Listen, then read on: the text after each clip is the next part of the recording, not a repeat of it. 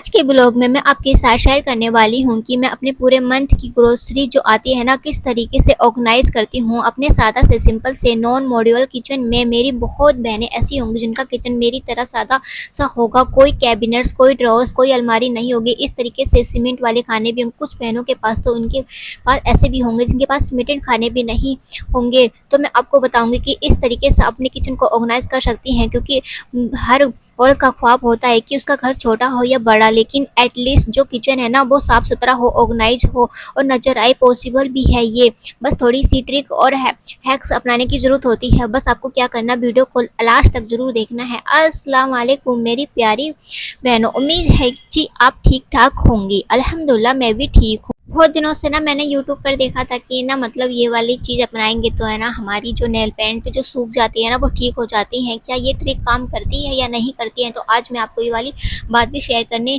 जा रही हूँ। कहीं आपके पास भी कोई भी लिक्विड ऐसी नेल पेंट वगैरह है ना, मैं तो वैसे लगाती हूँ नहीं हूँ। नमाज वगैरह पढ़ते हैं ना तो नेल पेंट लगाने का तो सवाल ही नहीं होता। अगर बाई चांस लगानी भी हो तो तुरंत मैं छुटा देती हूँ। तो मैंने उसे अच्छी तरीके से गर्म पानी में जो लगा दिया था, उसके बाद है ना मैंने उसे रखा भी, मगर है ना थोड़ी बहुत जो थी ना नेल पेंट वो थोड़ा बहुत उसमें हल्का फुल्का फर्क मिला, मगर जैसे वो नहीं आती ना बिल्कुल वैसे नहीं हुई। तो मतलब ये ट्रिक है ना कुछ ज़्यादा काम नहीं करती है, बस है ना थोड़ा बहुत आपकी जो शुरुआत में अगर आपकी ज़्यादा जो है गाढ़ी नहीं हो रही है नेल पेंट तो तब ये ट्रिक थोड़ी बहुत काम कर सकती है, वरना तो मुझे तो लगता नहीं है। मेरी सारी नेल पेंट जो थी ना मेरे जो कॉस्मेटिक शॉप में जो थी तो मैंने उसे गर्म पानी में लगाया था तो उसमें कुछ ज़्यादा असर नहीं करी ये ट्रिक। तो है ना ये भी मैंने आपके साथ शेयर करके अपनी बहनों के साथ मैं सोचती हूँ कि जो भी मैं कुछ ट्राई करूँ, कुछ भी अपनाऊँ, कुछ भी ट्रिक्स या हैक्स अपनाऊँ तो मैं अपनी बहनों के साथ ज़रूर शेयर करूँ।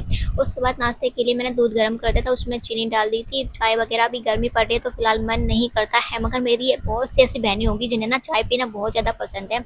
हाँ पहले बचपन में मुझे भी बहुत ज़्यादा शौक था चाय वगैरह पीने का, मगर है ना अब इतना रहा नहीं है क्योंकि गर्मी वगैरह पड़ती है। पता नहीं अंदर से ना जब से मैं बड़ी हुई हूँ, जब से ना मतलब बचपन में तो इतना शौक था ना चाय, कितनी भी चाय बना कर दे दो तो इतना मन करता था पीने का, मगर है ना अब ऐसा हो गया है ना, अब चॉइस वगैरह सब चेंज वगैरह हो गई है। फिलहाल नहीं ऐसा क्यों हुआ है, मगर आपके साथ भी ऐसा होता है तो मुझे कमेंट में ज़रूर बताइएगा। तो है ना बस घर के अपने जो भी रोज़मर्रा के काम वगैरह होते हैं वही करने स्टार्ट कर दिए थे मैंने। तो फिर उसके बाद झाड़ू वगैरह भी लग गई, तो दूध गर्म हो चुका था। फिर मैंने सोचा कि पहले नाश्ता वगैरह कर लेते हैं, बाकी जो काम होगा बाद में करते रहेंगे, क्योंकि सबसे पहले नाश्ता जो है हमारे पेट में जरूर डलना चाहिए, क्योंकि ना जब तक हमें एनर्जी नहीं आएगी ना तब तक हम काम कैसे करेंगे। इसलिए सबसे पहले ना आप अपना ना ये शेड्यूल बना लीजिए ना, जब भी आप काम करें नाश्ता करने के बाद ही सारा काम स्टार्ट करें। उसके बाद थोड़े बर्तन हो गए थे तो बस वही साफ कर रहे हैं। तो है ना मेरी है ना बहुत सी मेरी बहनें ऐसे हैं ना जो बहनों के पास उनके घर में ग्रोसरी आती है ना तो उनके सिर दर्द हो जाता है कि अब इतनी सारी ग्रोसरी हम किस तरीके से है ना एडजस्ट करेंगे। है ना हमारे पास कैबिनेट्स है तो एक सिर दर्द हो जाता है, लेकिन आपको घबराना नहीं है। स्मार्ट ग्रोसरी ऑर्गेनाइजेशन के हैक्स में आपको बताने वाली हूँ। मिडिल क्लास किचन सेटअप कैसे बना सकते हैं सब कुछ आपके साथ शेयर करने वाली हूँ। बस आपको जो है प्यारा सा कमेंट और लाइक करना है और लास्ट तक वीडियो को जरूर एंड तक देखना है। सबसे पहली जरूरत बात क्या है ना, किचन में स्पेस क्रिएट करना होता है हमें। अगर हमारे पास है ना स्पेस कम है और है ना तो हमारा ज़्यादा सामान है तो बस हमें घबराना नहीं है, बस हमें ना कुछ अपनी ट्रिक अपनानी है जिससे कि हमारा सारा जो भी ग्रोसरी का सामान होता है ना वो एडजस्ट हो जाता है। और है ना जब तक हम घबराते रहेंगे क्या रखेंगे कहाँ नहीं रखेंगे और गलत इस जगह पे रख दी तो हमारी पूरी ग्रोसरी खराब होने का हमेशा डर लगा रहता है। तो है ना आटा वगैरह भी मैंने लगा दिया था, सारा काम मैंने फिनिश कर लिया था। मैंने सोचा कि सबसे पहले सारा काम फिनिश करके फिर आपके साथ अपनी ग्रोसरी जो है फिर शेयर करती हूँ। और बहुत सी है ना ये भी डर लगा रहता है बहुत सी बहनों को कि है ना जो हमारे कैबिनेट्स होंगे और बिना ग्रोसरी किस तरीके से रखी जाएगी, कहीं वो ख़राब ना हो जाए। तो घबराने की ज़रूरत नहीं है आपको, आपकी बहन है ना आपको पास जो है कुछ टिप्स देने के लिए। आपके पास है ना कैबिनेट्स नहीं है तो दीवारें आपका सबसे बड़ा हथियार है। तो जैसे वॉल हुक्स हो गए, आयरन रैक हो गई, मल्टी लेयर्स स्लैब्स हो गई, तो वो ले लीजिए आप अपने बजट के हिसाब से। इससे आपके मसाले, पैकेट, ग्रोसरी आइटम आसानी से एक जगह फिट हो जाएंगे, आपको कोई भी परेशानी भी नहीं होगी। बस छोटी छोटी है ना जो हमें ना टिप्स और हैक्स अपनाने की जरूरत होती है। जरूरी नहीं है कि हमारे पास सारी चीज़ें ऑर्गेनाइज होगी। हमारा छोटा सा किचन है, हर औरत का ख्वाब होता है कि ना उसका ना किचन और हमेशा साफ सुथरा बना रहे, मगर जब तक हम कुछ करेंगे नहीं तब तक हमारा कोई भी काम पॉसिबल नहीं है, क्योंकि जब तक हम करेंगे, सोचेंगे, कुछ हैक्स अपनाएंगे, कुछ चीज़ें करेंगे तभी हम सारी चीज़ें कर पाएंगे। तो आपसे बात कर करते करते मेरे घर की पूरी सफाई वगैरह भी हो गई है। वॉश बेसिन मैंने सफा कर दिया है। वॉश बेसिन में रोज़ सफा करती हूँ और वैसे ना हार्पिक से बीच-बीच में 1-2 दिन बाद मैं ना हार्पिक से सफा कर देती हूँ, नहीं तो वैसा जो होता है ना सर्फ वगैरह आता है उससे थोड़ा डाल के जूने से ना उसे साफ कर देती हूँ, जिससे कि ना पूरा चमक जाता है। क्योंकि हार्पिक से ना रोज़-रोज़ तो सफा नहीं कर सकते हैं, बस है ना 1-2 दिन छोड़ के मैं सफा कर देती हूँ, इससे कि जो वॉश बेसिन है ना आपको चमकता रहेगा। अगर आपका वॉश बेसिन भी मतलब गंदा है ना, तो आप ऐसा कीजिए कि ना उसमें ना थोड़ा हार्पिक वगैरह 5 या 10 मिनट के लिए डाल दीजिए। फिर एक जूने की हेल्प से जो भी आपकी जो भी जितना भी गंदगी वगैरह होगी वो यकीन मानिए बिल्कुल साफ हो जाएगी, बिल्कुल चिकना जाएगा आपका वॉश बेसिन। आपको यकीन भी नहीं होगा कि ना आपका ये वॉश बेसिन पहले जैसा था या अब कैसा हो गया, बिल्कुल नए की तरह आपका वॉश बेसिन हो जाएगा। इसके बाद मैं ना यहाँ पे ना धुलाई वगैरह कर दी थी, क्योंकि वॉश बेसिन है ना सफ़ा करती हूँ ना तो थोड़ा बहुत पानी गिर जाता है, और ऊपर है ना मेरे मनी प्लांट वगैरह के पौधे लगे हुए हैं जार पे, जैसा कि आपने वीडियो में देखा ही होगा। तो उसमें मैंने पानी वगैरह डालती हूँ ना तो नीचे पानी आ जाता है, तो मैंने यहाँ की धुलाई वगैरह कर दी है और सबकी और अंदर मैं तो पोछा लगाऊंगी और बाहर की बस धुलाई वगैरह कर दूंगी।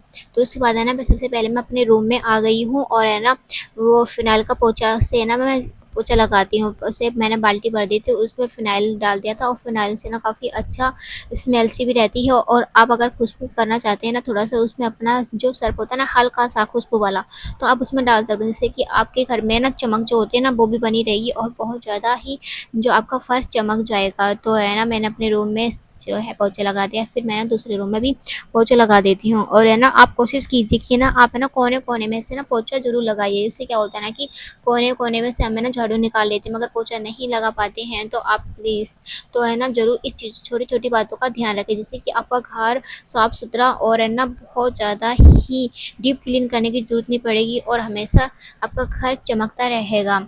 और है ना ये तो रोज़मर्रा के हमारे काम तो होते रहेंगे।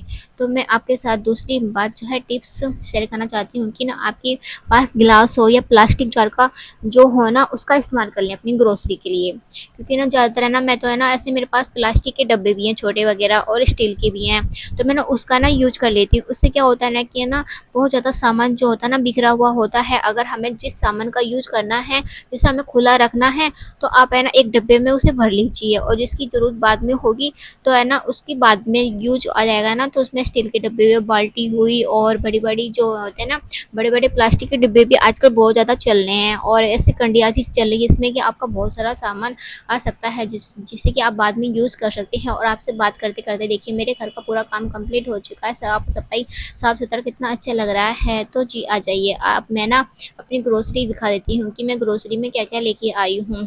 तो मैं ज़्यादा चीनी नहीं लेकर आई हूँ, अपने बजट के हिसाब से। ज़रूरी नहीं है कि आपकी इनकम कम है तो आप है ना ज़्यादा ही ग्रोसरी का सामान लाना, अपने बजट के हिसाब से। ये देखिए कि आप इस महीने में आपको किस चीज़ की ज़रूरत है, किस चीज़ की ज़रूरत नहीं है, तो इस चीज़ का ध्यान रखें। क्योंकि अब जब ये चीज़ सोच के चलेंगे ना तो आपका बैलेंस भी बना रहेगा बजट का, और है ना सही तरीके से आपकी ग्रोसरी भी आ जाएगी।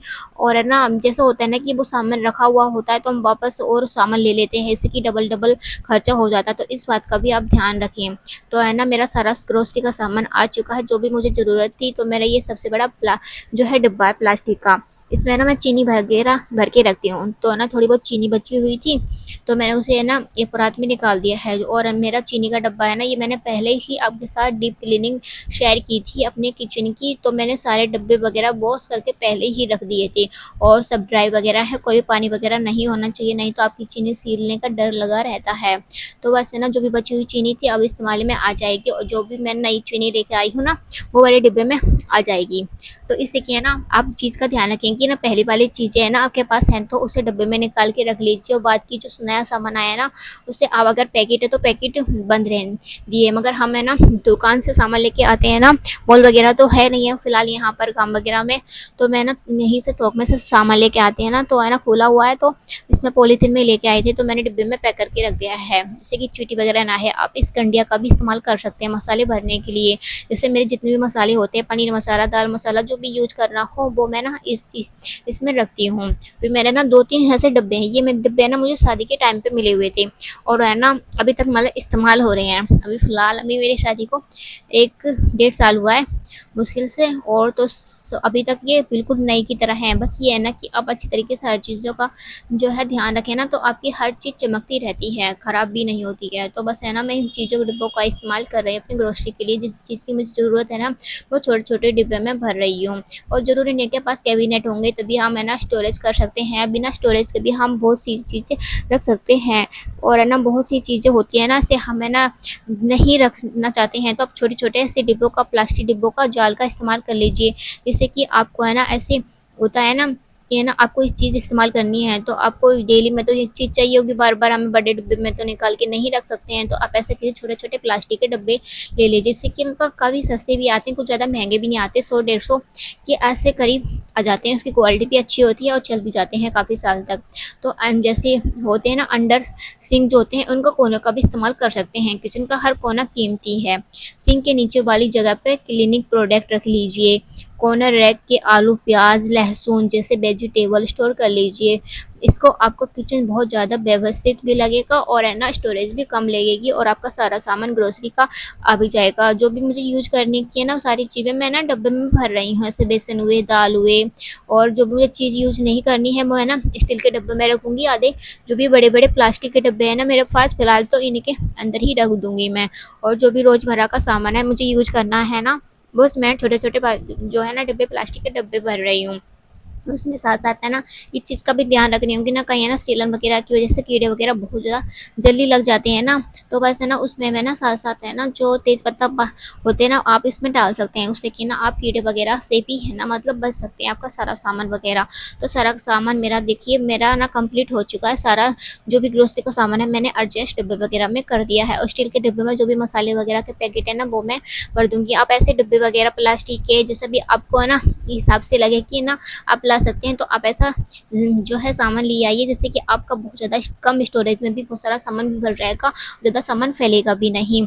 और वीकली जो ग्रोसरी प्लानिंग होती है ना, अगर आप बिना सोचे समझे ग्रोसरी खरीद लेंगे तो ना जगह कभी नहीं बचेगी। हफ्ते भर का मेन्यू बनाइए, हर उसी घर के हिसाब से सामान खरीदिए, जिससे कि आपका पैसा भी बचेगा, स्टोरेज भी बचेगी।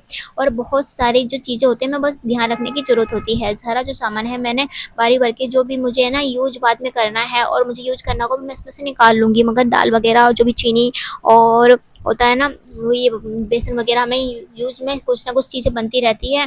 तो बस वही छोटे-छोटे डिब्बे में ना ये मैं हल्दी पाउडर और धनिया पाउडर भर के रख दूँगी, क्योंकि मसालेदानी में ना ख़त्म हो जाते हैं ना, तो फिर बड़े डिब्बे ना खोलने पड़ते हैं। तो मैं छोटे-छोटे डिब्बे में ही इसे भर के रख देती हूँ, जब ख़त्म हो जाती है ना, तो देखिए मैं ना सारा सामान इसमें ही एडजस्ट कर दूँगी। जो चीनी का डब्बा मैंने साइड में रख दिया है, और इधर भी मैंने जो भी प्लास्टिक का डब्बा भर के रखा था ना, वो भी रख दिया है। कंडिया वगैरह जो भी मैंने सारे डिब्बे में थे ना, वो भी किस न किस तरीके से मैंने सारा सामान एडजस्ट कर लिया है। बस करने का तरीका आना चाहिए।